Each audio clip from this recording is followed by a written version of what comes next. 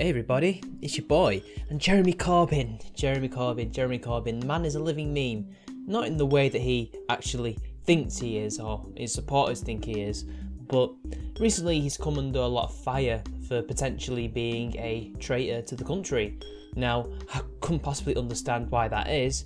I mean, the guy who did actually talk to and defend IRA terrorists, he did actually say that we should have a Northern Ireland peace process, shared responsibility of the Falkland Islands with the Argentinians. In fact, he supported their claims about that. Oh, and he also said that we haven't fought a just war since 1945. So I don't know what he means by that. So does he mean that the Falklands War was not a legitimate just war, you know, defending British citizens' rights to their own self-determination from an evil right-wing junta in Argentina? I mean, how is that not a just war? Surely that is something that you would agree with, right? Not only did we save these British citizens, but we also directly caused the destruction of said junta and the formation of democracy in Argentina, although they still use the Falklands every chance they get, but to attack us. But whatever, you know, that's the UN political wrangling. Not much more I can say about that. But the thing is, democracy, it's not something that he really likes, but whatever. There's also some of the other wars that we've been involved in that I will grant him that. The Iraq and Afghanistan wars, the Gulf War was a bit suspect, but also let's have another thing, the Malayan emergency, where we stopped a communist invasion of Malaya from Indonesia. Yeah, well, I guess he would be against that. So as you can see already, I've painted the picture of somebody who isn't exactly pro-Britain. I mean, he isn't really. I mean, I guess he would say he's pro-British people, but not pro-government. But even then, a lot of the actions that Labour have taken as government are similar to the Tories, especially with foreign policy. But no, he's been under fire for potentially being a traitor, because apparently during 1986 and 1987, he met somebody called Jan Sarkozy, whose name at the time, which was his code name, was Jan Dermich. And he was pretending to be a Czech diplomat, a Czechoslovakian diplomat at the time, when really he was a spy. He was a spy. He worked for their version of the Stasi. Now these were known as STP, or Statny Bezpečnost. Essentially what they were was just like the Stasi, just like the KGB. They were nothing more than a proxy for the Russians, like their country. And apparently, and this is true, Corbyn met him. So this was all released in a tell-all expose by The Sun. So let's read that article, shall we? Corbyn and the commie spy. Jeremy Corbyn met a communist spy during the Cold War and briefed evil regime of clampdown by British intelligence. Newfound comrade, who was given the codename Cobb, even warned the Soviet-backed spies of a clampdown by British intelligence during the height of the war. Jeremy Corbyn met a communist spy at the height of the Cold War and warned him of a clampdown by British intelligence, according to secret files obtained by The Sun. Mr. Corbyn was vetted by Czech agents in 1986 and met at least 3 times, twice in the Commons, it was claimed. Earlier today, a spokesman for the Labour leader said he met a diplomat but never knowingly talked to a spy. But expert Professor Anthony Glees said it shows breathtaking naivety for someone who wants to head the British government. The Soviet-backed spies had a simple code word for their newfound comrade Jeremy Corbyn: Cobb. According to secret files, he passed on material about the arrest of an East German and was allegedly put on a list of Czechoslovakian state security teams agents and sources. Reports noted in 1986 he was negative towards the USA, as well as the current politics of the Conservative government. His attitude towards Eastern Bloc countries was positive, and he was supporting the Soviet peace initiative, and he was very well informed of people in contact with anti-communist agencies, according to the files. The files obtained by The Sun are also likely to be in the hands of Vladimir Putin's secret service. He dismissed as a smear any claims he was an informant and said he never offered any privileged information to this or any other diplomat. But Cold War expert Professor Anthony Glees of the Oxford Intelligence Group said these files show Jeremy Corbyn had been targeted by Czech intelligence services. Mr. Corbyn says he didn't know, but it shows breathtaking naivete from someone who wants to head the British government. These files show there was contact between Corbyn and a Czech intelligence official, even if he did not know it. At the time, dissidents were under attack and being imprisoned in Czechoslovakia. In the struggle between the dissidents who were trying to overthrow the communist government and the Czech government, Corbyn is working on the side of the Czech government. The Czechs were interested in anti-communists and they are using Corbyn for immediate operational information useful to them. Czechoslovakia, then a puppet state of the Soviet Union, relied on a secret police force known as Statny Bezpečnost or STB. Mr. Corbyn was allegedly sought out because they believed he was well informed about persons who were in contact with the anti-communist agencies, potentially other politicians understood to be working for MI5 and MI6.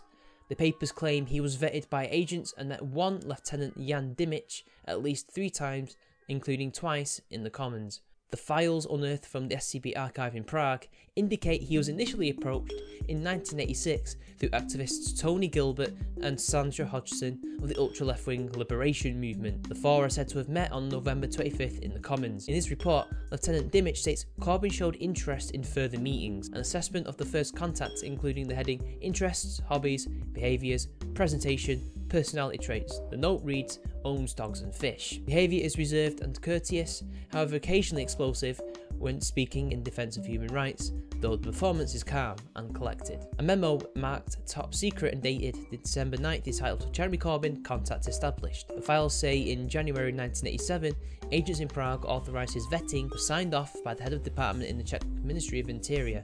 2 months later, he was given the codename Cobb. A second meeting was said to have been held on July the 3rd in the MP's constituency office alongside a member of the Czech Communist Party's Central Committee. More common talks with Lieutenant Dimic on October 24th were claimed to have followed to strengthen mutual recognition and the deepening of trust. The Czech is then said to have raised concerns in the 90-minute meeting over British intelligence actions against their own agents and allied East German spies in the UK. Mr. Corbyn allegedly provided a copy of a Sunday People article about a bungled MI5 investigation into suspected Stasi spy Ulrich Kempf and warned of a possible increased British security measures. At the end of the meeting, according to the files, Dimic proposed to carry on with Corbyn and focus on issues along foreign counterintelligence and the so-called high-risk areas. At this point, the STB archive breaks off and there is no further material recording contact with Mr. Corbyn. But the files claim he was a 326th coded source listed in Operation Obrana, meaning defence. Professor Glee said it's one thing for people to be naive and go to a cocktail party and drink too much, but to have a series of meetings at which hot political topics are discussed, including persons who are in contact with anti-communist agencies, is naive. Former Czech Republic military intelligence chief Andor Sandor, who joined the Czech army in '86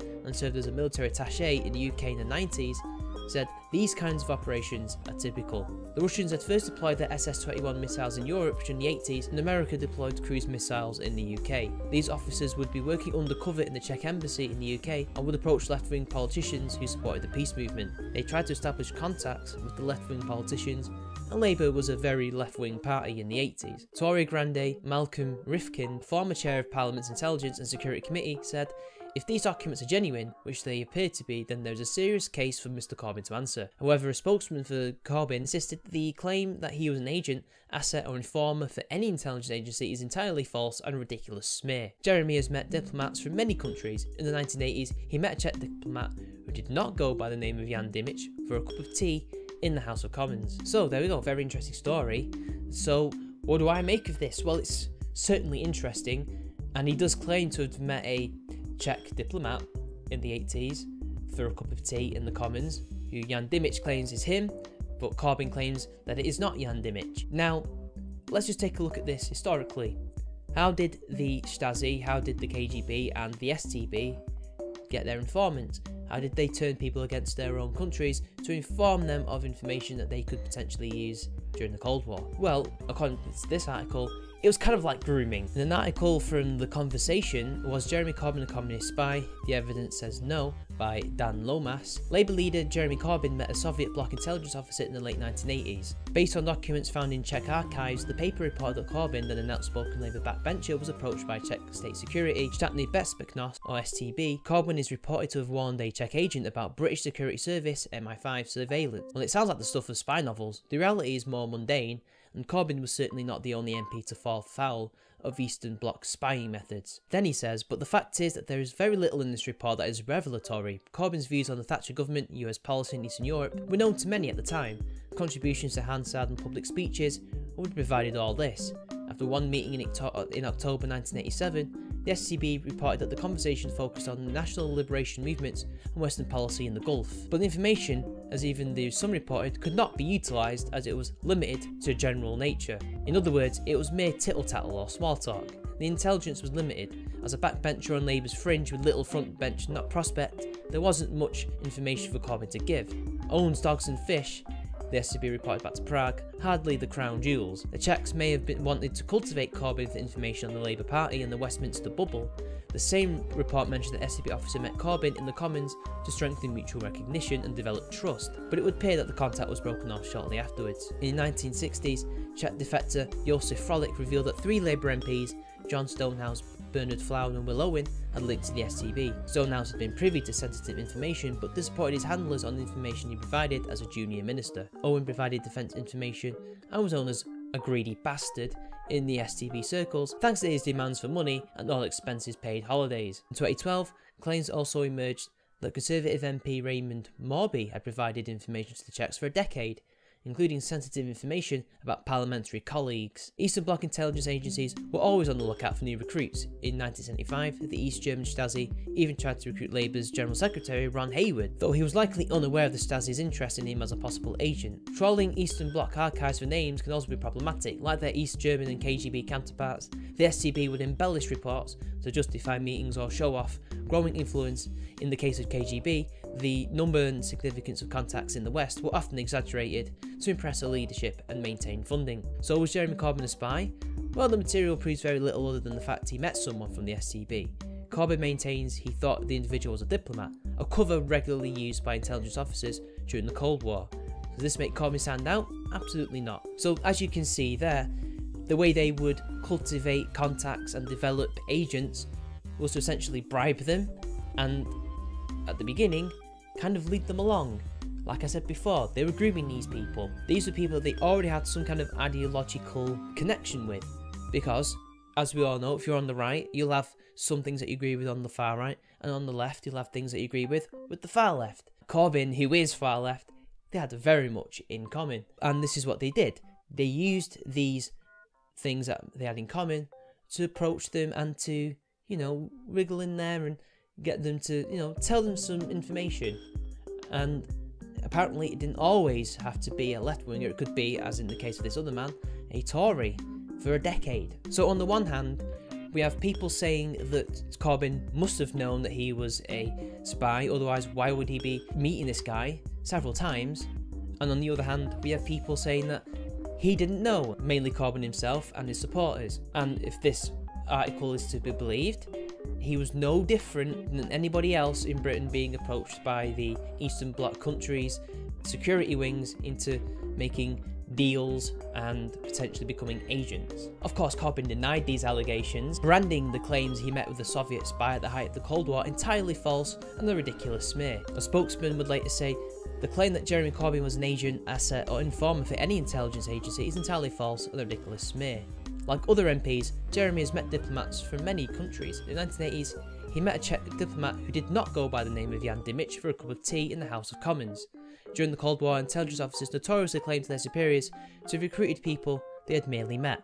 The existence of these bogus claims does not make them in any way true, as the Sunday Times found out to its cost when it published fabricated claims about former Labour leader Michael Foot and the KGB. But the thing is, the Sun had evidence. They have these pictures of documents. Now, of course, they could be fraudulent documents, and as the Salford University guy who made that article before, and as the spokesman has stated, and this is true, these people in these organisations embellish their reports. But nonetheless, they are still official reports. They still went and talked to him. They didn't tell him he was a spy by the sound of it, but it's pretty clear that he did meet with them and did discuss information, particularly information that could help them with their own problems with anti-communist activity. Because it's interesting, isn't it? Corbyn goes on and on and on about how he fights for human rights, fights for all these things, goes on and on and on, and yet he's willing to help known brutal dictatorships like Venezuela recently, and before then with the Soviet bloc, rather than try to cultivate liberal democracies, or at the very least a social democrat democracy. I'm sure he would love that. No, apparently not. It seems like it's a vested interest in revolutionary activity, and that he's not just a simple socialist. He seems like a full-blown Marxist. But hey, I don't know. That's just what I've seen so far. But anyway, moving on. Now, of course, I would be remiss to not talk about some of the criticism he's received from his opposition. Ben Bradley was the most notable person to criticise him, bordering on libel. The vice chairman of the Conservative Party had to apologise to Corbyn because he basically made a seriously defamatory statement, because essentially he accused Corbyn of taking money to sell British secrets to communist spies. Now, there's been no evidence that he took any money from MITCH. They simply talked to each other, even though Corbyn denies he ever talked to MITCH or Sarkozy. Depends on what you want to use. That is wrong. We do not know if he took money.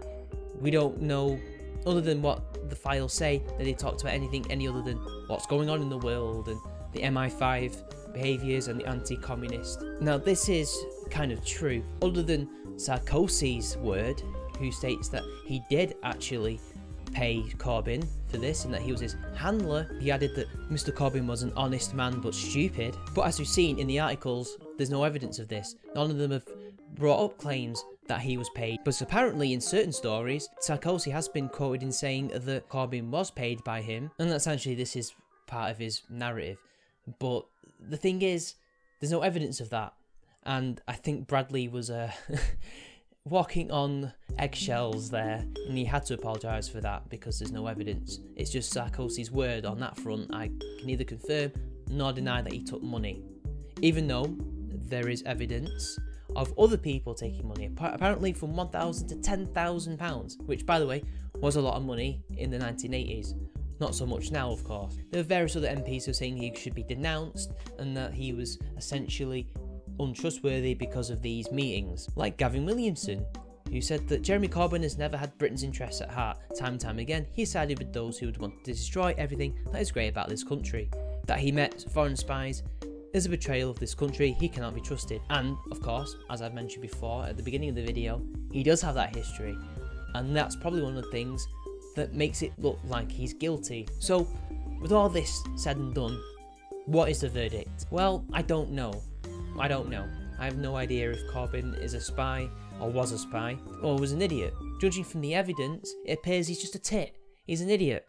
He basically didn't do his background check on this diplomat who he had just met, which I think I would have done, because I wouldn't have known this person, and you don't know, during the height of the Cold War, whether or not you're talking to a spy or not. You would think you would just check to make sure this guy is genuine. And by the way, he was actually expelled in 1989 by Thatcher because he was outed as a spy, and he was not the only. This is the thing, it's the stupidity that comes across. I mean, look how they describe him. Look at what they describe him as doing. Apart from the obvious questionable stuff about MI5 and the anti-communist people doing all the activism in the Eastern Bloc, the rest of it was just mundane stuff. And that they stopped talking almost immediately after the third meeting. It barely lasted. It was never a thing. It was something that they couldn't do, they couldn't use, for whatever reason. However, it is pretty clear that the Labour Party and some of the Tory MPs were useful idiots for the Soviets. And it's easy to see why. They could be easily manipulated because of their politics and their sense of justice and things like that. So ultimately, I would have to say, judging on what I've seen, he's more of an idiot than he is a traitor. Although, in terms of other things, like his links with the IRA, his links with El Salvador and some of the terrorists over there, or at least back in the day, and his comments about the Falklands and other things like that, and the fact he never seems to back our country in anything, they're things that are far more credible, because he's actually said it. But this, he was just approached by one that he, from what we've seen, didn't actually know and should have done his due diligence, who was a communist spy. He didn't know. So I'm going to say, for now, he's an idiot. So anyway, that's the end of the video. Some of you will disagree on that, and I do understand. It's technically almost traitorous because he did actually say some things that he shouldn't have said.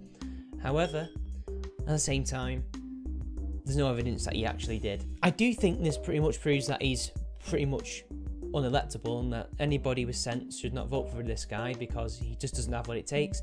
Look at what he believes in, look at what he does, look how stupid he is. It's just not going to work. So until next time, people, it's been your boy, and I'll see you later.